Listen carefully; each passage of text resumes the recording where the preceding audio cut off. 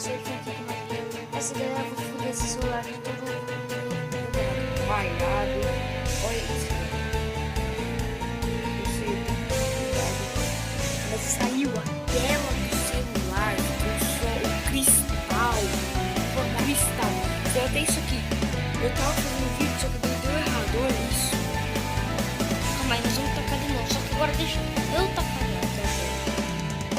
Galera, eu vou dar uma cortadinha aqui e já volto. Bom, galera, voltei, né? Então, vocês não vão conseguir ver o João, porque tá escuro, é óbvio, tá de noite. Não tem iluminação ali. Então, né, vamos lá, vocês vão ouvir o barulho. E depois a gente mostra o estado do celular pra vocês. Vai fazer barulho. João, taca com força. Tá aparecendo nada. Meu Deus, pega o celular ali, mano. Nossa, galera, eu tô no meu quintal aqui. Toda tralha. Deixa eu ver o estado, mano. Deixa eu ver. Do nada.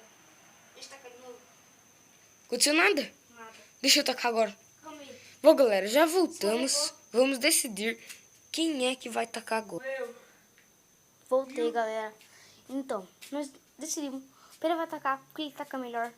Tamo junto, vamos lá. E pra lembrar vocês, se inscreva aqui no canal, que tá aqui embaixo na descrição. E é nóis, tamo junto. Fui.